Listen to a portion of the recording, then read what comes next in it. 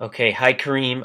Thank you once again for Hi, joining Max. me here on Vonvo.com. My name is Max Ringelheim. It's Sunday, December 30th. Once again, we did this yesterday, but I just got to review it one more time. Um, just to inform you, this video is being recorded, and once the discussions are over, we'll be uploading the video to the internet and posting it on YouTube. Do you give us permission to do that? Yeah, sure. Great.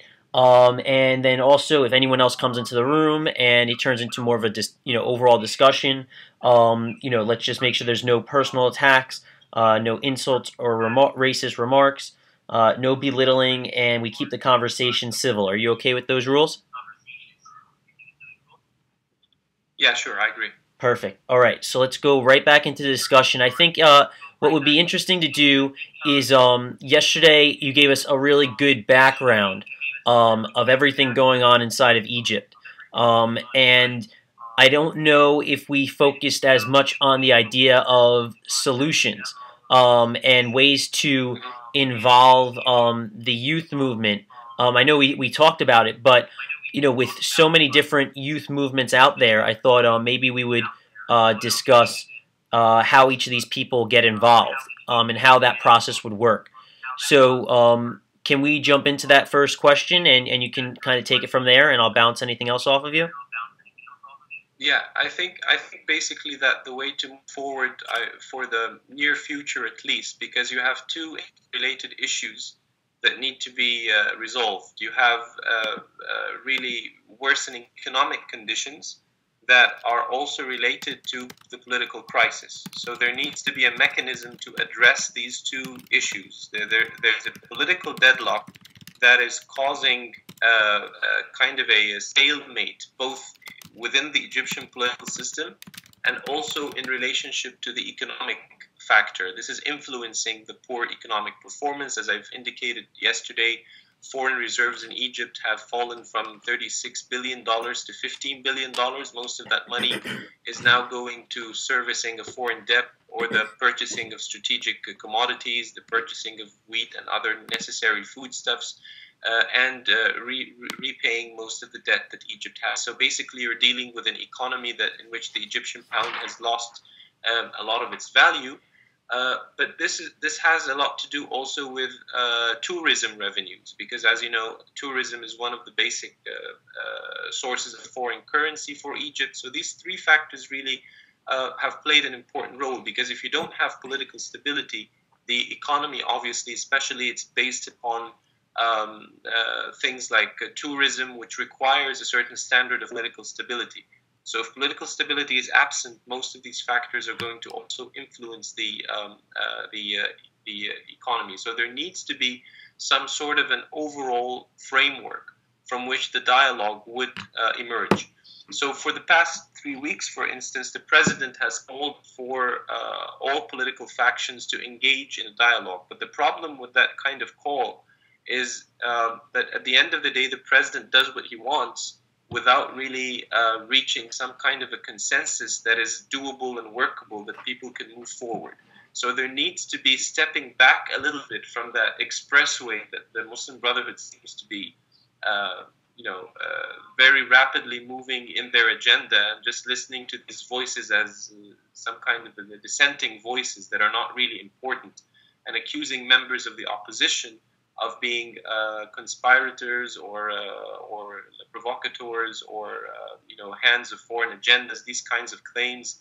So rather than that, there needs to be a step back from that confrontational stance on the part of the presidency, whereas the opposition also needs to maybe make compromises with regards to some of their demands. So this is the platform upon which conversation and the dialogue needs to be done in order to resolve the deadlock. But it needs to be a dialogue that is not based upon simply one side imposing its view on the other, but there needs to be some sort of a compromise that brings in everybody as part of some kind of a collective decision making, rather than simply the president taking the decision while listening to everybody else. But at the end of the day, he does what he feels best suited for his personal interest or his group's interest. So this is the key, I think, to solving it. So that makes a lot of sense. But then, who would be representing these other people who come to the table to throw out ideas to him?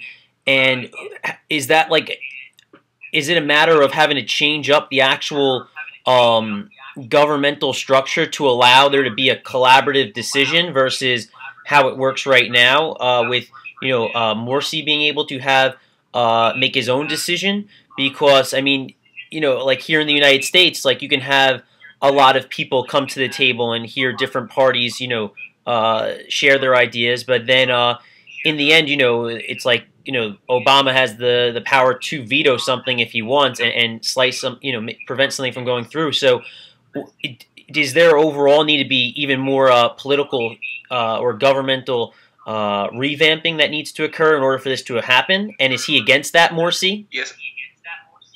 Obviously, I think one of the major problems that has I think bedeviled the Egyptian decision-making process with the new president have been the lack of transparency and the lack of inclusiveness. So, for instance, most of the recent decisions that have caused crisis in Egypt were decisions that were taken unilaterally, and nobody really knows where they came from. A lot of his advisors actually resigned from their positions, including the vice president, which was the biggest blow to the president, and they all said that they never knew about when or how these decisions, which were controversial, were actually made. So first of all, there needs to be some sort of transparency. We need to know, as the Egyptian public, who does the president talk to? Who are the people who influence the decisions? And how is this decision coming about? Because the problem, as I've indicated, is that over the past several months, the president has made several promises to the opposition and has talked about how there needs to be inclusiveness. For instance, he said that the constitution is not going to be sent to the referendum before there is some sort of consensus. Unfortunately, this hasn't happened. There seems to be a stubborn insistence on kind of engineering and dominating the entire process.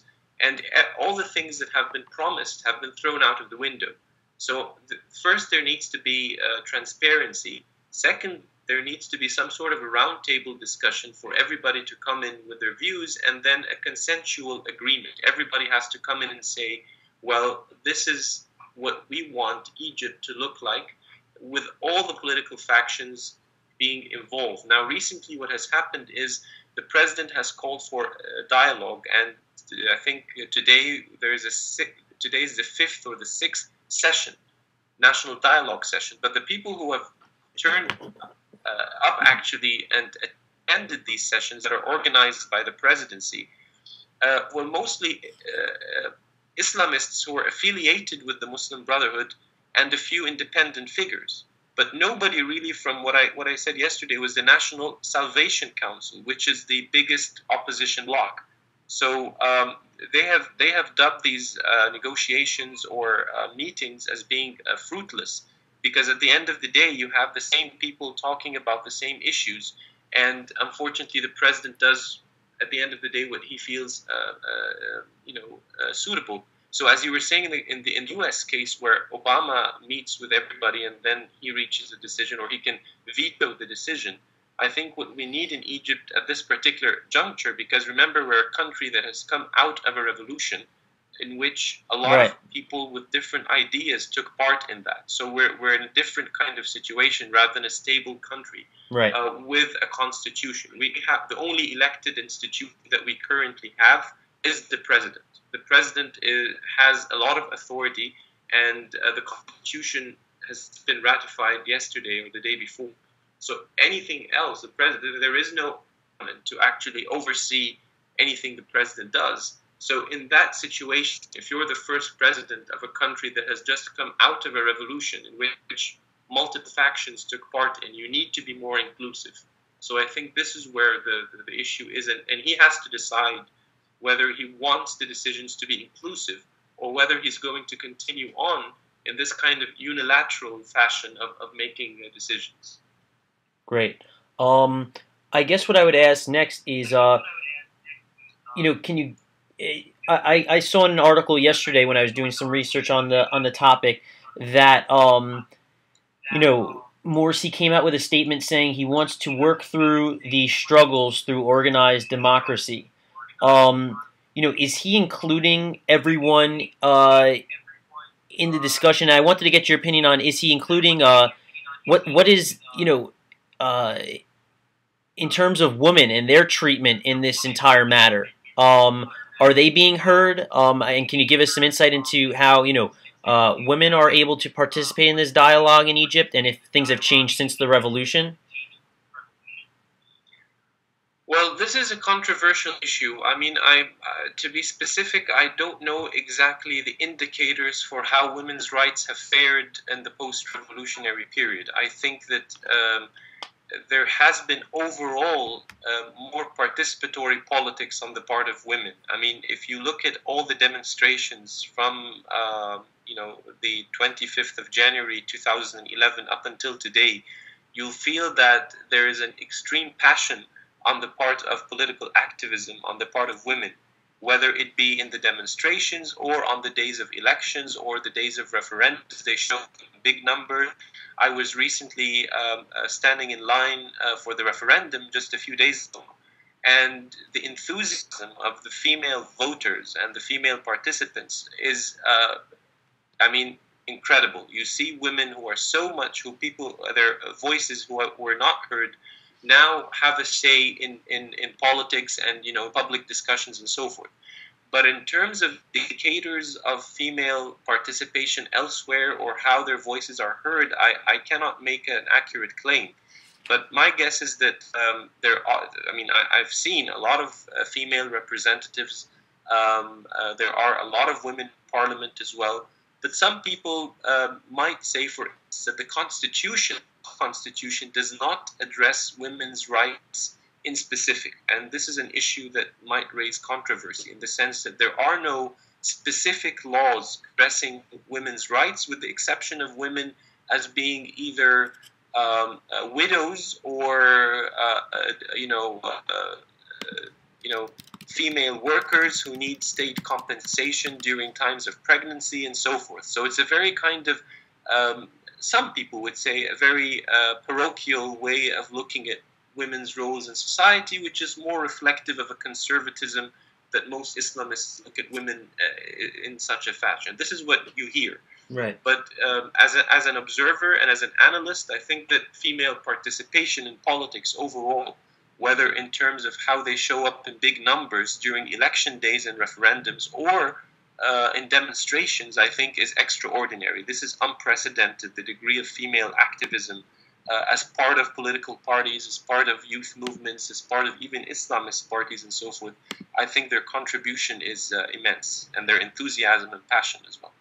Great. What I was going to ask next comes from one of the people who is watching, Roger. He's in Australia. He's appeared on Vonvo on a few occasions. And so we really appreciate his question. He wanted to ask, does Morsi reject certain people from coming to the table? Do you see it being only like is it invite only, or is he welcoming everyone? Can you go dig into that for us? Yeah, I think that officially, the official statement that is constantly made by the president in all of his speeches is that he's welcome to everybody joining. But at the same time, there's double talk on this particular issue. It's one thing when you say, okay, I want everybody to come in, but then the next day you accuse members of the opposition of conspiring against the regime, of seeking the downfall of the regime, and the prosecutor general ordered probe into their alleged links with foreign conspirators and so forth. So you're telling opposition, okay, you can come in, but then at the end of the day, the main figures amongst you are people who could be arrested, who could be trialed for conspiracy or for treason. So I think sending mixed messages. On the one hand, he's saying, okay, welcome for everybody to come in, but at the end of the day, the main figures of the opposition are accused of doing heinous things and accused of being conspirators or agents of foreign countries. So I think the message is mixed, and I think this is the controversy lies in the sense that there is a lot of mistrust between political factions and between the presidency, and I think this is what's making a lot of the main figures in the position, particularly among the youth groups and the secular groups as well, from actually joining these weekly dialogue sessions that are organized in the presidency. And also, as I said earlier, the feeling that at the end of the day, the president listens to everybody, but his mind is already made up. So there is no change, and no matter how much input that is received, nothing changes in terms of consensus being reached on how the country should move forward. Right. I want to ask you a question about Egypt's role in the Middle East. So a few weeks back, or now a month or so back, they were called the main facilitator in the Israel-Palestine ceasefire, and up until now, Egypt's always been looked at as the main the middleman dialogue between Israelis and Palestinians. I wanted to maybe get your take on Egypt as a whole, what you believe their role needs to be in the region, and I wanted to ask you if you think President Morsi is the right candidate for whatever role you envision Egypt having. Well, I think that, as I've indicated yesterday, in terms of what the U.S. wants from Egypt, I think it's two things, as I've said. First of all, relations with Israel should continue uninterrupted with regards to respect for the Camp David Treaty, which I think is the guiding principle for Egyptian foreign policy since 1979. The other thing, I think, that Egypt should participate in security arrangements with regards to the Gulf. In other words, to take part with what the West would call moderate Arab Gulf states against Iran, try to limit Iranian influence in the Gulf, and consequently ensure the continued flow of oil to the West and to the industrialized world. So if any Egyptian regime would facilitate these two issues, security of Israel and security of the Gulf, I think the United States would be very happy with them and would cooperate with them. These are the two main issues that I think any American administration demands from the Egyptian government. Now, I think the U.S. is betting on the rise of the Muslim Brotherhood as being the most important change that has come as a result of the Arab Spring. They are the ones seen to be capable of bringing about stability and order and protecting the interests of both Israel and the other Gulf countries, and therefore protecting U.S. interests. So I think that it's really awkward because the Muslim Brotherhood, before getting power, was constantly seen as an opposing force. It was constantly seen as a movement of Islamists who, while not violent like Al-Qaeda, they're moderate Islamists. They seek participatory politics. They renounce violence. Yet, in most of their demonstrations, they were mostly anti-American and anti-Israeli.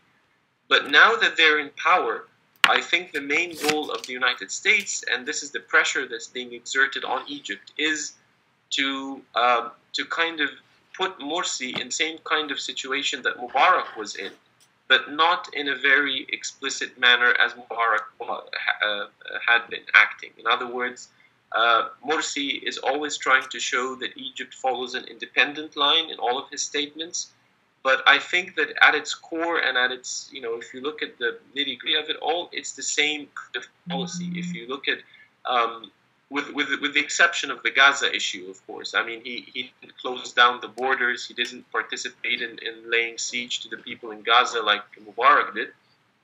But I think that by and large, he's seen as a facilitator. He's seen as a facilitator for the resolution of the Israeli-Palestinian conflict with his links with Hamas, because Hamas, if I might say, is more or less an offshoot of the original Egyptian Muslim Brotherhood. It has extensive links with the Muslim Brotherhood in Egypt, and I think that if I wish to foretell what the West wishes to do, I think there's an attempt on the part of the United States to turn Hamas into a political movement rather than a movement with a military wing, to turn it more like a Fatah, but in a way that is less explicit. So I think part of the deal, the recent deal, was to get Hamas to abandon or at least reduce its military content, with the promise that the siege would be alleviated. Like today, tons of building material is entering Gaza from Egypt for the rebuilding of Gaza, which was previously not allowed, which is in effect saying that the siege is over. And the relaxation of all the restrictions on the people of Gaza in return for Egypt's facilitation of a transition of Hamas from a militant movement to more of a political movement, which I think is the basic interest of the West.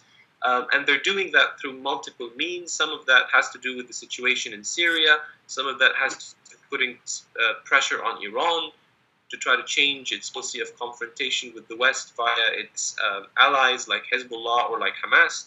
So I think that what the West seeks Egypt to do is, as I said, maintain Israeli interests and facilitate the moderation of some of the movements that the West might be considered, militant or violent. Great. What I wanted to ask you next is another question from the audience. Roger asks, is the press still largely government controlled?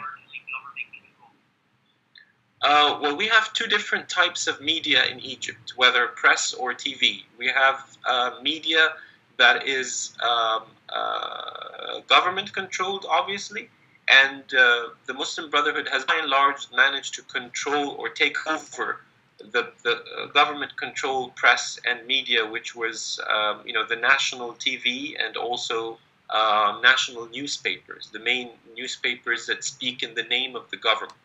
So the new Shura Council or Consultative Council, which is the upper body of our parliament or our Congress, which is still working today, has the authority traditionally of appointing the editors-in-chief of most of the heads of the government newspapers. And we've seen them use that power to appoint editors-in-chief who are more in line with the official Muslim Brotherhood line. So just Kareem, could you just clarify it again? So you're talking about there's a citizens press and there's a governmental press. I mean, like, can you just kind of? I don't really know exactly what you mean by that. Can you clarify what you mean by that? Yeah, for instance, there are newspapers and TV stations that are known to be owned by the government and owned by people who are affiliated with the government.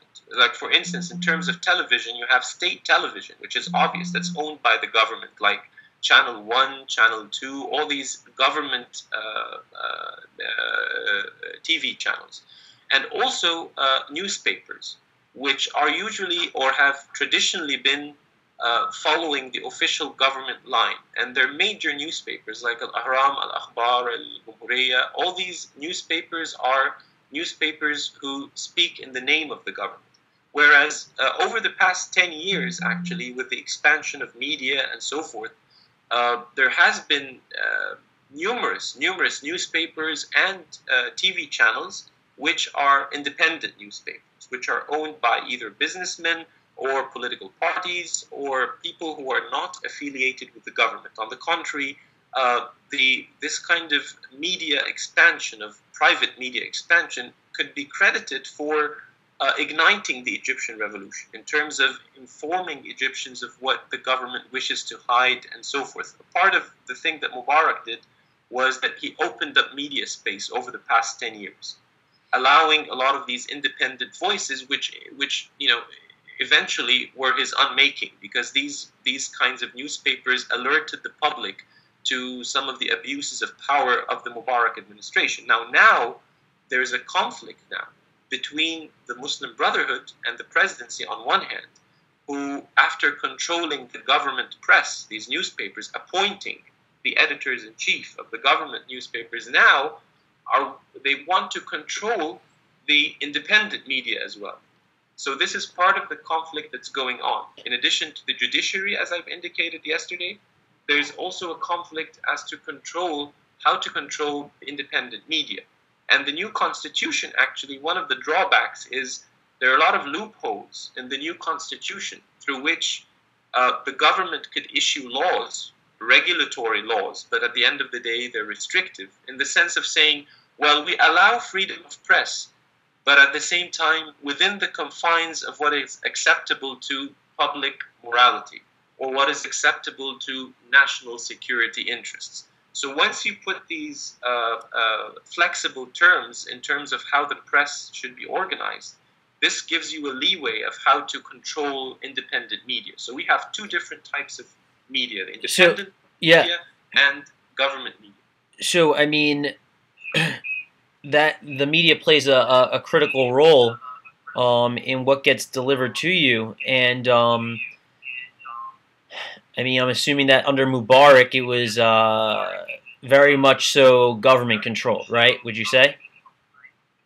Yes, it was government controlled, but as I've indicated, over the past 10 years, there has been, I must give him that there has been a lot of independent, So it started. So some of it started at the end of Mubarak's term. Exactly. Okay. I mean, part of it. If you look at the dynamics of the revolution itself, it started with Facebook. Actually, if you look at the dynamics of the revolution, this is how young people were able to gather. And in fact, on the second day of the revolution, the government closed down all internet all over the country to prevent people from using Facebook to overcome all the security restrictions in the streets. Like saying, for instance, we're going to meet at 2 p.m. In such a square to organize for a demonstration. Now, this dynamic actually is a major facilitator for the entire Arab Spring. I mean, if you would study the media, the impact of Facebook and the internet on the Arab Spring, it's the equivalent of the cassette tape with the Iranian Revolution that Khomeini used to distribute most of his sermons to the Iranians to the cassette tape, where he was in Paris or he was in Iraq. Today, most of the revolutionaries, the youth groups and so forth, they benefited immensely from freedom of the press and also the internet revolution, which spearheaded everything which happened in the Arab world in real time, whether in Syria, Egypt, Libya, Tunisia. All of these countries benefited immensely from the internet. Right. So I know we're coming up on when I know you have to get running. So I guess one question I would ask you, and it's kind of a direct transition, would be, so you're talking about, and you spoke yesterday about it, now you're talking about it today, where we need, Morsi to listen to all of the different youthful movements and people who were a part of this revolution to hear, their suggestions on how to transition from a revolutionary period into a more upbeat Egyptian society. You mentioned Facebook being a place where the revolution was able to occur and people were able to gather. Do you think a platform such as Vonvo, if we could get more of your friends and other youthful individuals into discussions like these, would be a effective platform for these suggestions to be discussed? I think so very much. Yeah, I think it's very innovative. The idea is very innovative, and I think that this kind of initiative, I think, could also be used to get factions of belonging to different ideological groups to engage in, discussions. Might, in fact, help bridge the gap between a lot of people who are at loggerheads with each other. Might find this useful. This kind of dialogue, personal dialogue that isn't official, might, in fact, help bridge the gap if people get to know each other better. I'm sorry, Max, I'll need to be going right now. Great. Okay, Not a problem. Thank you so much. Yeah, yeah. Thank you so much You're for most welcome. appearing again, and we'll be in touch. Okay. Thank you so much. You're most welcome. All Thank right. you, and thank your kind audience too. You Thank got you. it. Bye bye.